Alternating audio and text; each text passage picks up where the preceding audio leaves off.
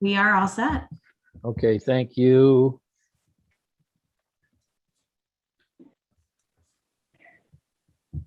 Why did I get this meeting is being live streamed? Because it's on YouTube. So what do? It says got it. Do I click that? Yep. We are all set. Now I'm on the Thank phone. you. Okay. Okay, I'd like to welcome everybody this evening and call to order the Sautic City Council meeting for July Well, what 12th, do? It says got it. So click that. 2021. Clerk, please call a roll. Truster, Here in Saugatuck, Allegan County, Michigan. Leo, Here, Saugatuck, Allegan County, Michigan. Stanton, Here, Saugatuck, Allegan County, Michigan. Becken, Here, Douglas, Michigan, Allegan County. Peterson, Here, Saugatuck, Allegan County, Michigan. Lewis, Here, Saugatuck, Allegan County, Michigan. Dean. Here, Saugatuck, Allegan County, Michigan. All right. Okay, thank you. I don't think my picture is going to be showing this evening. It's We see interesting. you. Oh, do you see me okay? Yeah, Good, all right. don't make any faces. Yeah, I you look won't. great. Thanks, Well, thanks. I don't know what's going on here. It changes every time you start screen sharing or going to, that's, never mind, let's keep moving, sorry. Mayor's comments this evening. I'd like to take this opportunity to recognize the passing of John Block, who passed away on July 8th, sudden death. For those of you who are not aware, John Block was fire chief originally for the village of Saugatuck back in the mid-70s. And then John was the first fire chief for the Saugatuck Township Fire Department up until his retirement and be replaced by Greg Janik, which I think was about 10 years ago. John, at the time of being the village fire chief, Saugatuck Townships received their fire protection from the village of Saugatuck. And John was pretty instrumental in the development and what we see today of the Saugatuck Township Fire District. He worked through putting the three communities together, putting together the location on Blue Star Highway, establishing the first responders. He was a big man, stature and in personality. Could be a little bit gruff at times, but John was always there when the community needed him for over 40 years. And as a token of appreciation for his service, I would like council to join me in allowing the fire district to place our flag, the flags along our city streets tomorrow, and set the flag at half-mast. John's cremains will be moved from Dykstra Funeral Home through our downtown area for interment at Riverside Cemetery. So unless I hear anything to the contrary, Ryan and I have been in discussions with the fire district regarding this today.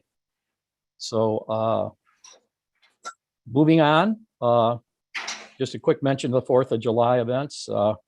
Both the parade and the fireworks seem to come off and be very successful with limited amount of, I think,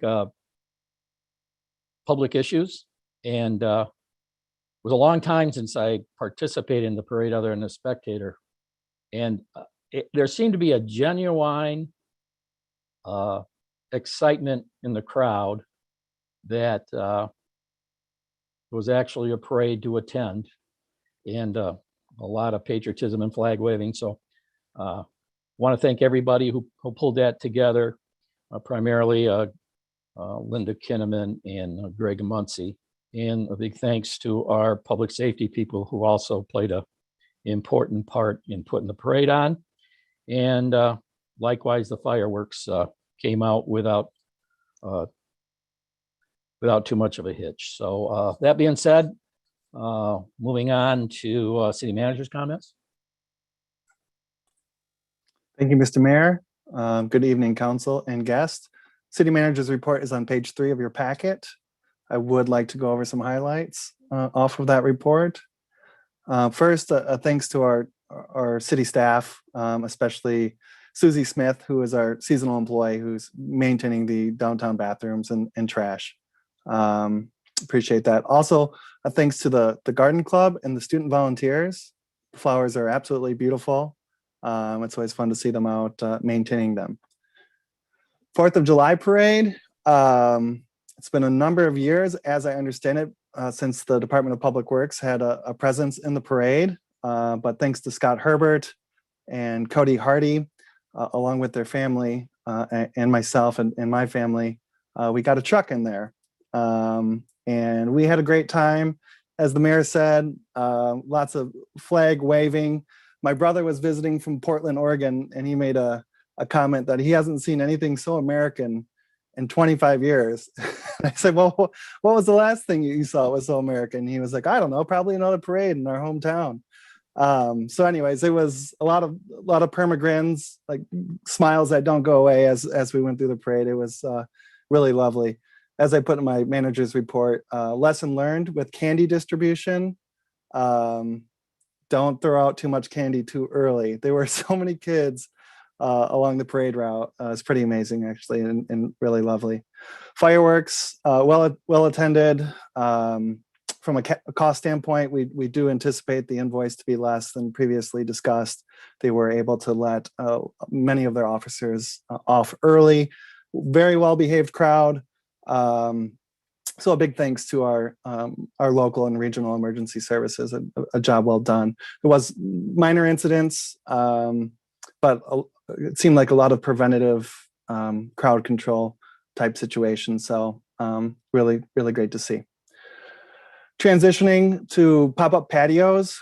So we have Kate White, our intern, taking a very deep dive into pop-up patios and kind of understanding the dynamics at play as we transition out of COVID, and some of the reasons that the pop-up patios were allowed to go in the first place may be removed, but there's some pros and cons to the whole situation. So Kate has developed a survey, which she's reaching out both to restaurants and retailers. She's also calling around the state. She's reached out to 13 various municipalities around the state to inquire about what their plans are going forward, and asking a lot of questions about if they've established fees, and just how they're handling things moving forward. So we anticipate to have a full report on that, and Kate's doing really, really well here for the city.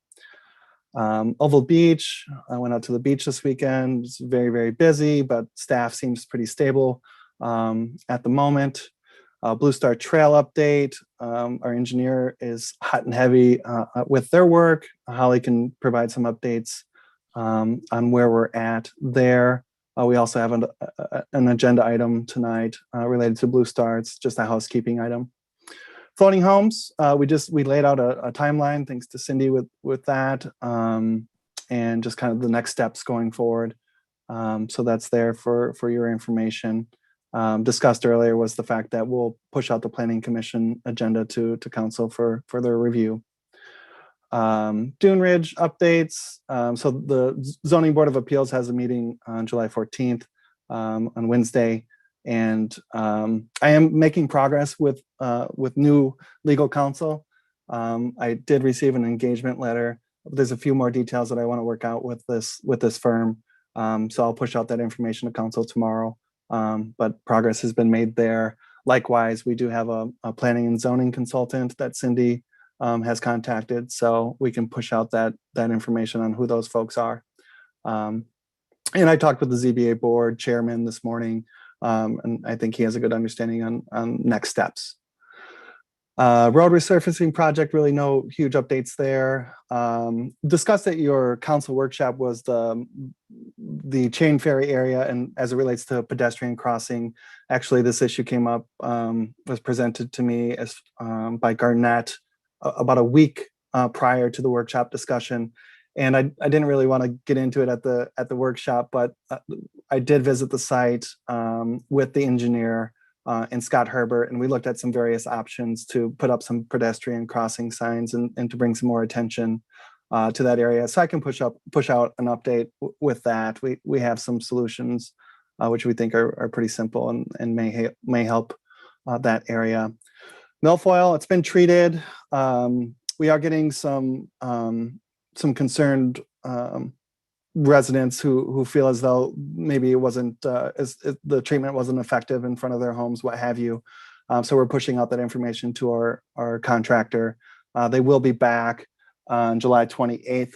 And so anyone who needs a retreatment, they should let the city know by the 23rd. So we'll push out some information on that to our residents and businesses.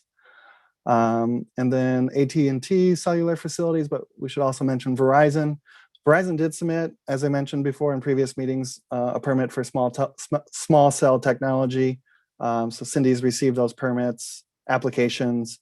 That's something that we'll be digging into here in the very near future. So, Mr. Mayor, that's my report. Happy to answer any questions. Council, any questions for Ryan this evening? Scott? Thank you, Mayor.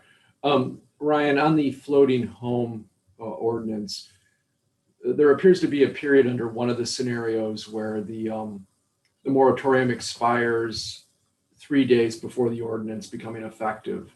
I don't think we intend to have a 3-day gap between the temporary moratorium and a potential ordinance. Can you help me with that? Yeah, Cindy, you want to slide in here and offer some assistance? But yeah, Scott, you're correct. If every meeting goes as scheduled, we would have a 3-day gap. There are some possible shortcuts that we could take, have a special meeting, or waive the first reading, because the first reading was really to introduce ordinances. And I think we've all been pretty much introduced to this idea already. And we could cut some publication times down by using the Sentinel instead of the commercial record, and we could make it in time. It's just we have to figure out which one or any of those that we want to use. Right. I'd like to hear from my colleagues, but I don't think we want a 3-day gap between the ordinance and the expiration of the moratorium. No. Mr. Mayor, if I could just jump in quickly and Sure, ask a question please. of Cindy. With the publication would seem to be the simple solution there. How much time does that buy council, and does that gap disappear? That would buy us a couple of days. The thing that would buy us the big bang for the buck would be waive the first reading, because that would save us about 2 weeks. So that would be the one that I would recommend, as well Thank as publication. Thank you.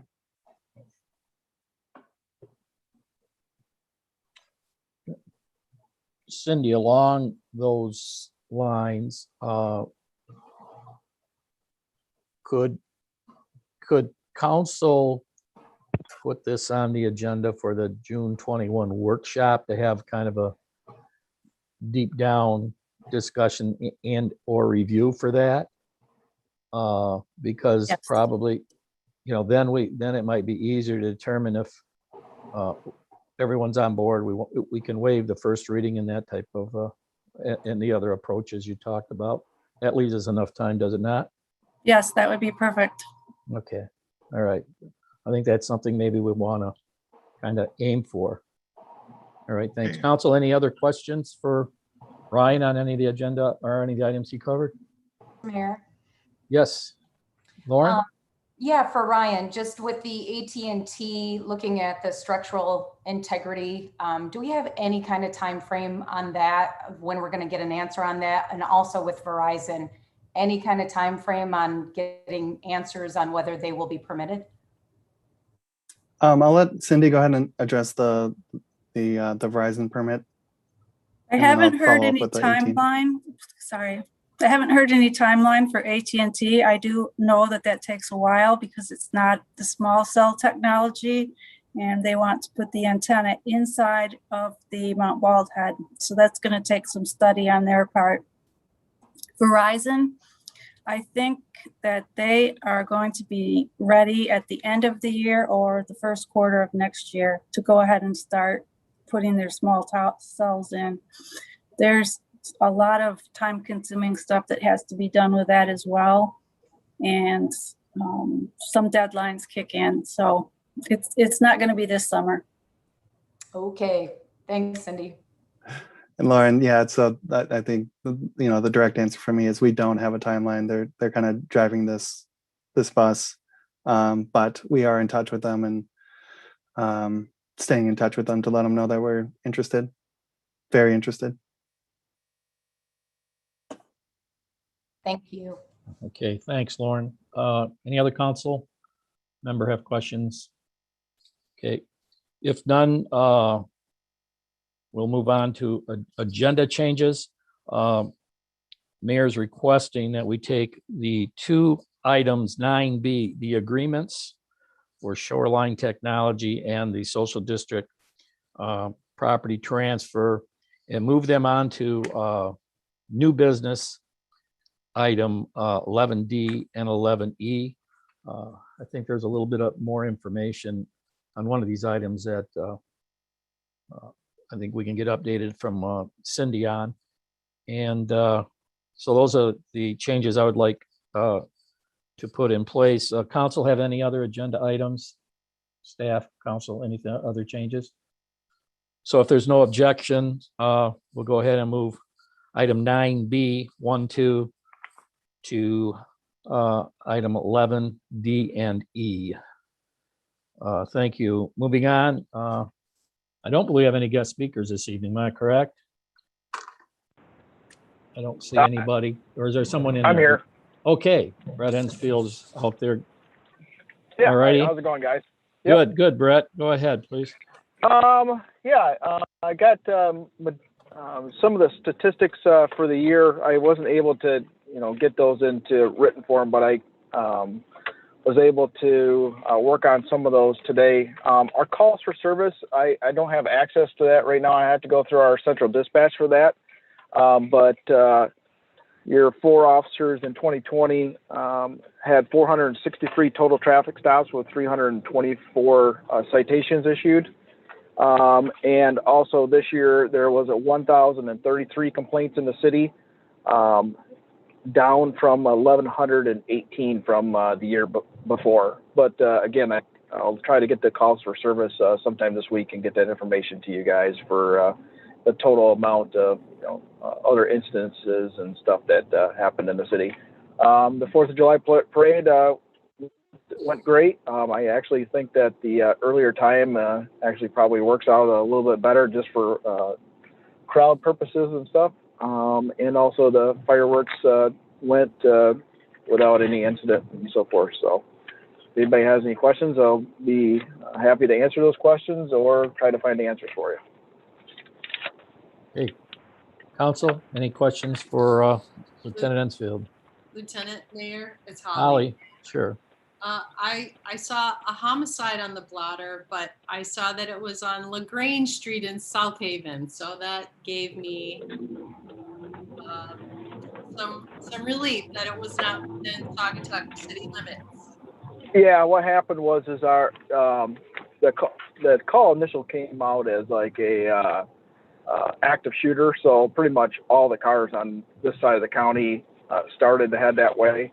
And then after they started figuring out and so forth, the Saugatuck car was actually initially dispatched, but they didn't respond or go to the city at all. So that was one of those calls that it shows up on the call log, but they actually did not respond or was in the South Haven City at all. So,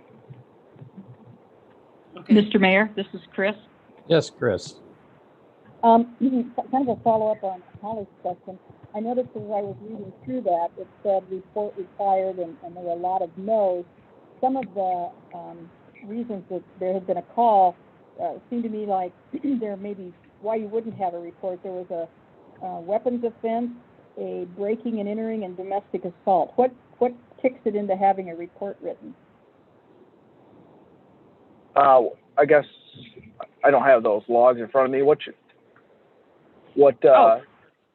When you say it, it says who responded, what they responded to. Yeah.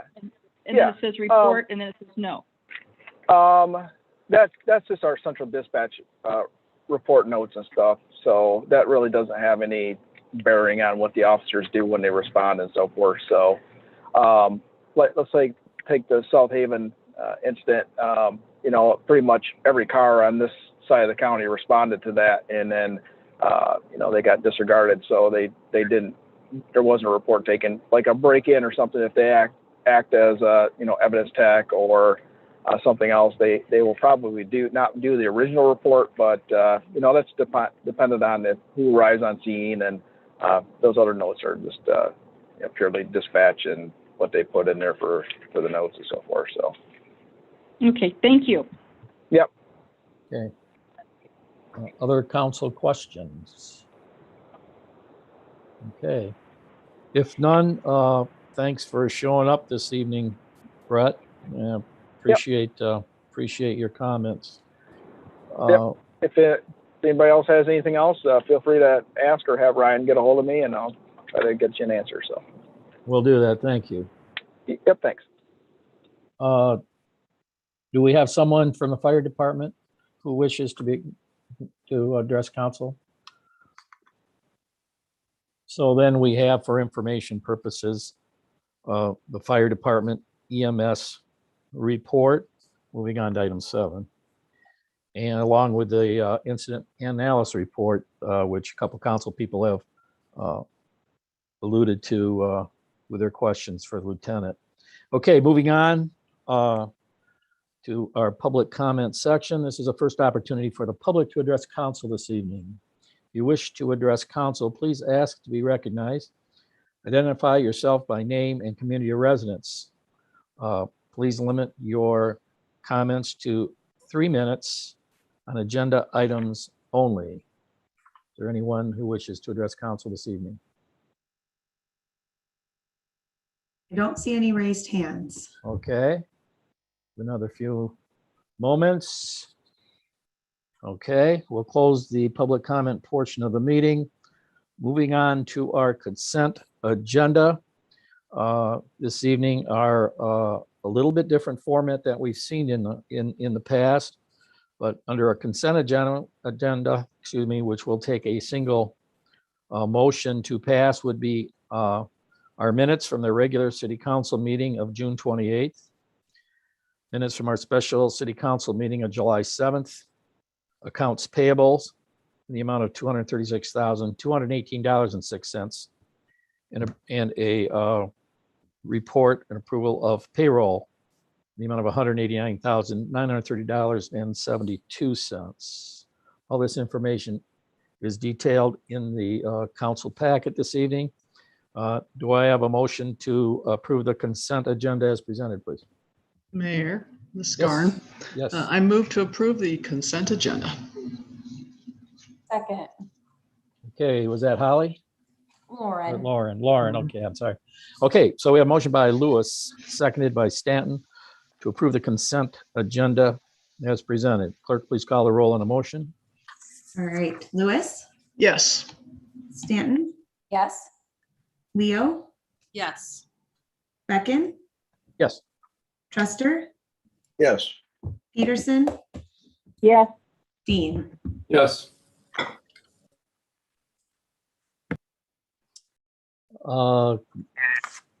That's it. Motion is passed unanimously. Moving on to unfinished business. Item 10, Blue Star Trail Resolution Amendment. Ryan? Thank you, Mr. Mayor. This item is on page 43 of the packet. It's a housekeeping item in the resolution that the township and the city of the Village of Douglas and the city of Saugatuck entered into. There was a sunset date that the committee was to report back on June 1st, 2021. Work is well underway, but the committee is not going to be prepared to report back. So as a formality, and again, a housekeeping item, the recommended motion on this would be to amend the resolution number 200928-B, remove the deadline for item number 6. Quote, the Joint Study Committee will use its best efforts to complete its work and present a draft agreement and written report to the communities no later than June 1st, 2021. That's the recommended motion. Again, it's just to get rid of that language and trust that the committee is going to report back at some point here in the summer. Thank you. Is there a motion from council? Yep, this is Garn. So moved, as read by the manager. Okay. Second, please. Second. Seconded by Dean. Okay, so a motion by Lewis, seconded by Dean to approve the amendment to approve the motion number 200928-B as presented. Any other questions or comments by council? Mayor, this is Yes, Holly. Holly? I'm happy to just give a quick update if council would like. Sure, we can Great. have it now. Okay, as we mentioned, public safety did meet with the engineers. C2AE, the engineers that the committee chose, continues to utilize their relationship and experience with MDOT to get a greater understanding of the TAP grant parameters. And interestingly enough, they're also looking at alternatives and some creative solutions. You know that the interlocal agreement was signed that involved, I think, 7 people in 3 different municipalities. So that's a hat tip to Ryan because that was a lot of work on his part. We are moving into the design phase, and the deadline for the TAP grant application through MDOT is October. So that's where we are. And thank you All right, thanks, Holly. today. Any further comments or questions on the motion? This If is none, this is go- yeah, this is Garn. Sorry, Sorry, go I ahead. just wanted to commend the committee and Ryan and Cindy and Holly, of course, for her leadership, but for making such great progress on this. It feels like there's light at the end of the tunnel, or light at the end of the trail. Mhm. All right, thanks. Any other questions or comments? Okay, if none, would the clerk please call the roll on the motion? All right, Lewis, Yes. Dean, Yes. Peterson, Yes. Becken, Yes. Leo, Yes. Stanton, Yes. Truster. Yes. Motion passes unanimously. Moving on, item 11A, resolution to add Frederick Street to the official Act 51 map for the city. Ryan? Thank you, Mr. Mayor. Act 51 requires that the city or village furnish additional improved streets to the state of Michigan for obtaining public funds for maintenance. The street had not been added previously, so that's why we're putting it on the agenda for tonight. And I will also give a shout out to Chris Peterson, who pointed out that Mill Street was not included on the map. And I thought that could have been because it was considered a rural road without any stormwater improvements. In fact, at some point in time, we should add Mill Street after checking in with the engineer on that one. So Chris, good catch. It's a little too late this year to do it, but we won't be getting a lot of money just given the length of that street, but we will add it in a future year. So the recommended motion is to approve resolution 210707-A, add Frederick Street to the official Act 51 map for the city of Saugatuck. Mr. Mayor, Yes, Ken. I would move to approve resolution 210707-A to add Frederick Street to the official Act 51 map for the city of Saugatuck. Second, Leo. Okay, I have a motion by Truster, seconded by Leo, to approve resolution 210707-A as presented. Kirk, or any further Questions on the motion? If not, will the clerk please call the roll? Yes. Truster, Yes. Leo, Yes. Lewis, Yes. Stanton, Yes. Beckon, Yes. Peterson, yes, Dean. Yes. Okay. Motion passes unanimously. Moving on to new business, agenda item 11B. Appointing our city manager as our street administrator. Any more comments on that, Ryan? No, Mr. Mayor. Do I have a motion on the motion or a Mayor, motion on the? I'll make the motion. Yeah, thanks. Designate City Manager Ryan Heiss as the single street administrator for the city of Saugatuck. Second, this is Lewis. Okay, motion by Dean, second by Lewis, to approve appointment of our city manager as a street manager for the city of Saugatuck. Any questions or comments? If none, clerk, please call the roll on the motion. Dean, Yes. Lewis, Yes. Truster, Yes. Leo, Yes. Stanton, Yes. Peterson, yes, Beckon. Yes. Motion passes unanimously. Next action item, approval proposal from Fence Consultants of West Michigan and TNT Roofing for work on radar building on top of Mount Baldy. Ryan? Thank you, Mr. Mayor. This item is on page 56 of your agenda. Yes. And so I'll also, well, I'll just turn it over to Scott. If you want to just give a brief overview, Mr. Dean, as Sure. you did at your workshop. Yeah, thanks, Ryan. The work group has determined that there is a clear and present safety hazard around the radar station for the general public. And they've done what they can.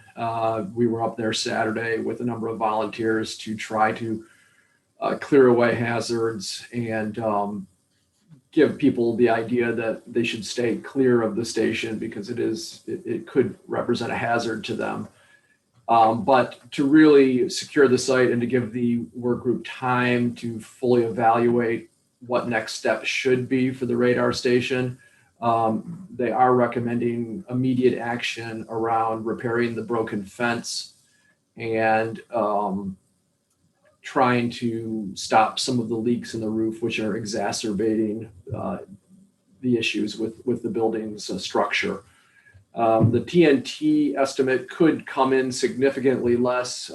We received a verbal commitment from Art Talsma that he could probably do it for about half that if he could coordinate with Scott Herbert at DPW on the movement of about 5 gallons of or five 5-gallon buckets of roofing tar to the top of Mount Baldhead. Anybody that's been up there a while recently knows carrying anything up to the top of Mount Baldhead is a major effort. So if he can coordinate with Scott, that roofing estimate will probably come into the city about half of that.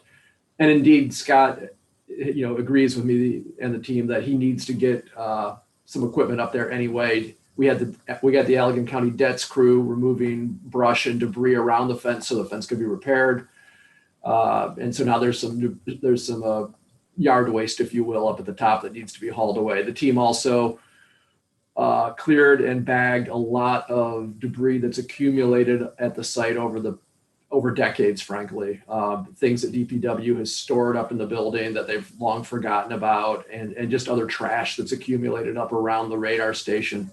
So if Scott can coordinate bringing some, not heavy equipment, but to bring like a gator or a bulldozer up there one day to haul some of the debris away, he could also haul up the roofing tar to repair the roof. So my recommendation, based on what I've seen and what I've done with the work group, would be to allow these 2 invoices to be submitted to the manager to handle appropriately. I'll answer any other questions that the team has. I got one for you, Scott. On the quote from on the radar station fence, there was a second item replaced back line, but that isn't being proposed this evening. Can you shed some light on that? Right. There were two options presented to the work group from fence consultants who actually did the fencing work down on Lucy Street near Retro. They had a $5,000 estimate that would have been more comprehensive, but the team opted to go for the lower cost option. They still may be looking at the possibility of getting a historic designation for the radar station. So they are trying to preserve as much of the original fencing that's there. It lends to the historic nature of the facility. So the team did opt for the lower cost solution, which will meet the objective of securing the site and protecting people from the hazards that exist there. Okay, all right, thanks. Other questions for Scott or the city manager? No, Mayor, but I'll move us along. I move to approve proposals from Fence Consultants of West Michigan in the amount of $3,239.56 and from TNT Roofing in the amount of $2,500. Second, Leo. Okay, we have a motion by Lewis, seconded by Leo to approve the motion regarding the work on Mount Ballhead. Any other questions or comments by council? So, Mayor, this is Garn. I have a curiosity question. So, Scott, how in the world do they get everything up there? Equipment, 50-gallon things? Yeah, they're 5-gallon buckets. And I mean, yeah, if anybody wanted to get a great workout before the Mount Baldhead Challenge, we could all do that. But Scott Herbert thinks he'll probably need to rent out a tracked vehicle like a bulldozer for a day. And he needs that anyway to add sand up around where it's eroded from the deck and there's some exposed conduit that's going to represent a hazard to the athletes doing the Mount Baldhead Challenge on September 11th. So he's going to need to do it anyway. There's debris from the vine cutting and cutting back all the overgrowth around the fence that needs to be pulled down. There's a big brush pile we have there now, so it's going to need to come down as it's starting to dry out. So that's Scott's working plan. Scott Herbert will probably have to contract out for a tracked vehicle. He says he's tried to go up there before with a wheeled vehicle, but in his words, it was pretty sketchy to climb up Mount Baldhead with something like that. Okay, other questions or comments? If not, would the clerk please call a roll on the motion? All right, Lewis, Yes. Leo, Yes. Truster, Yes. Dean, Yes. Beckon, Yes. Peterson, Yes. Stanton. Yes. Okay. Motion passes unanimously. Scott, thanks to you and that work group, starting to make some progress up there.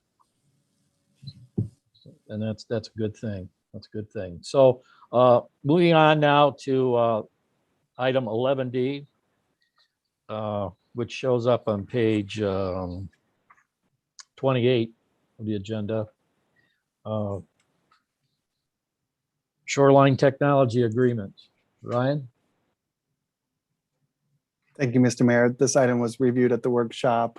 Happy to address any questions you may have. Any questions since the workshop that have come up regarding a renewal contract? This is a renewal contract with our IT provider. For what period of time is this, Ryan? Does it state somewhere in there? Mayor, Sure.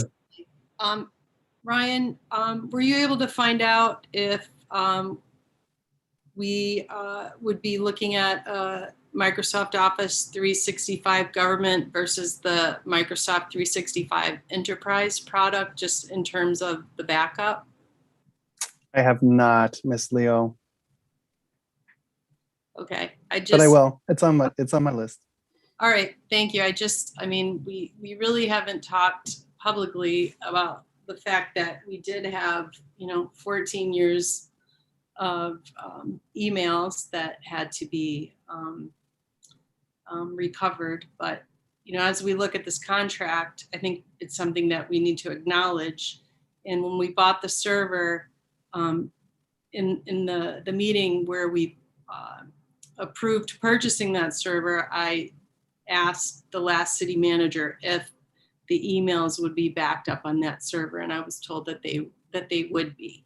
So I think we all have a responsibility to make sure that we're doing everything that we can to be set up for the future, that really cannot happen again, what has happened with city emails. Yeah, understood. And thank you. I didn't ask the specific question about Microsoft 365, which I believe we have an account for, but we do have our server and emails backed up on the cloud, and that happens every hour. So I did confirm that with the IT provider, but I'll dive a little bit more into Microsoft 365 and see what's with the enterprise, see what's out there. It's called 365 Government. Gotcha. Thank you. Thank Mr. you. Mayor, Yes, Ken. I would move to approve the Shoreline Technology Agreement as presented. Second. A second.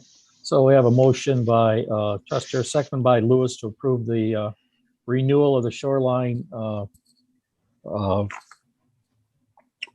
technology agreement. For note, it appears this is a 3-year contract with monthly invoicing at $1141.50. From what I see here in analysis. So any other comments or questions by council? If none, clerk, please call the roll on the motion. All right, Truster, Yes. Lewis, Yes. Stanton, Yes. Peterson, Yes. Leo, Yes. Dean, Yes. Beckon. Yes, motion passes unanimously. Moving on to the new business item 11E, the approval of transfer of the social district license with the MLCC from Butler Enterprises to the new owners. I asked Cindy to put this on this item on an action item so Cindy can present a little bit more background, some background along regarding this. So, is it okay, Ryan? I'll just go right to Cindy on this. Yeah, that's great. Thank you. Yep. Cindy? Sure. As everybody probably by now, the Butler has been sold to a different company. And as part of their closing agreement, they have to get this liquor license transferred to their new liquor license name. The social district, if it continues, will not open again until after Labor Day. So it's not that they're anxious to get it done so they can start serving, but they're anxious to get it complete because of the closing requirements in their buy-sell agreement. Okay, council, do I have a motion on the, or a motion on the agenda item, please? Yes, Mayor, this is Garn. I move to approve the social district property transfer of Butler, from the Butler to the Sogville Grill LLC. I think that's correct. Seconded by Dean, I believe. So we have a motion by Lewis, seconded by Dean, to approve the transfer of the social district liquor license permit as presented. Any further questions or comments? Thank you, Cindy, for your information. Will the clerk please call the roll on the motion? All right, Lewis, Yes. Dean, Yes. Beckon, Yes. Peterson, Yes. Leo, Yes. Stanton, Yes. Truster. Yes. Okay, motion passes unanimously. Next agenda item is the second opportunity for public to address council this evening. If anyone wishes to address council on any item they deem important to them, please ask to be recognized, state your name, community or residence, and limit your comments to 3 minutes. Do you have anybody who wish to address council this evening? I don't see any raised hands at this time. All right, okay. Thank you. Moving on, we have a communication in the packet from Mr. Lafort regarding potholes on Park Street. And I will assume that that is being replied to by city staff. Moving on to comments from council. Mr. Mayor? Yes, Yes, this is Chris. If I may, I have three quick ones. First, I think a big thanks to the excellent planning done by all of our emergency people in the sheriff's department. I think that contributed a lot to just the very smoothness of how things went. And a huge thank you to Mike Johnson for kind of keeping this on the front burner, and it just turned out beautifully. The other one is just a side note. I saw on our budget that we paid $1,490 for orange cones. I see them popping up in different places kind of on a weekly basis. And I was wondering if sometime we could talk about if we have a way of handling that. Don't need to do it now, but to make sure that the people that are putting them up are supposed to be putting them up. Thank you. okay, thanks, Chris. Mr. Mayor, Ken? couple comments. I would add to the thanks to Mike Johnson for the great work he did in getting the fireworks underway, and I'm sure the whole city appreciates that. I'd also like to shout out to the Phelps family for a wonderful record of service in the community, running, one of the best restaurants in town. And I think we all enjoyed the Butler and are gonna miss them, but I certainly wish them well in the future. All right, thanks, Ken. Other council member wish to address or make comments, please? Yeah, Mayor. Ken, or I'm sorry, Scott. Yeah, I'll just echo the thank you to Mr. Johnson for stepping up for the fireworks, and a big thank you to all our first responders for keeping everybody safe and making everybody feel welcomed while they were in town. So a big thank you to the team. Thanks, Scott. Anyone else? Yep, Mayor, this is Garn. Garnett. I'll jump on the thank you wagon. It was a great day, the 4th of July.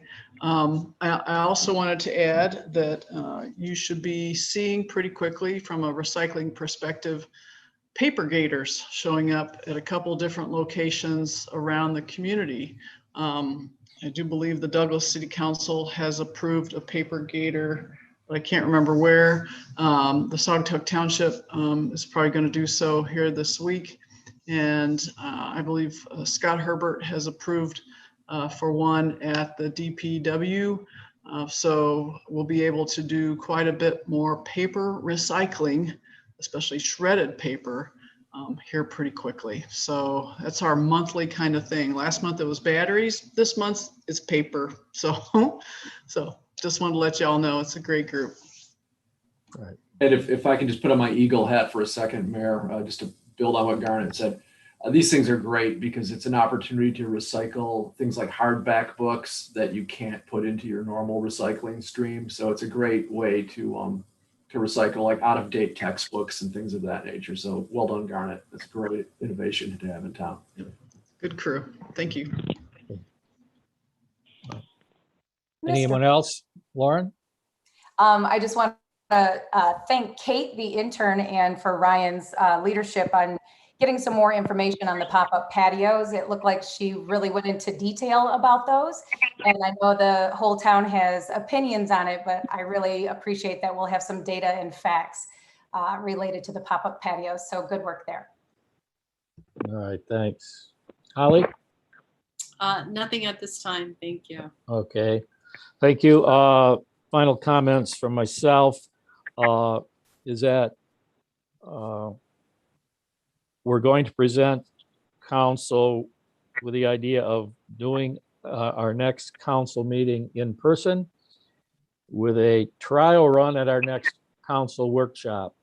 Our clerk is working on how we can either live stream or extend participation out to the public who can't attend the meetings. And so we'll have kind of a trial run at our next workshop to see how it works.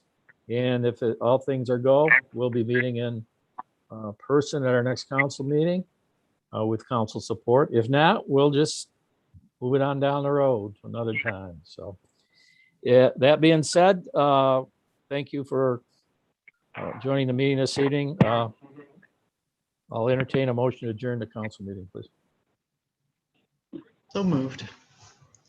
Second.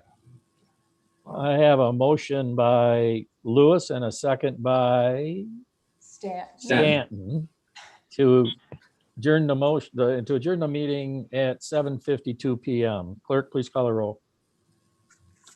Lewis, Yes. Stanton, Yes. Truster, Yes. Dean, Yes. Beckon, Yes. Leo, Yes. Peterson. Yes.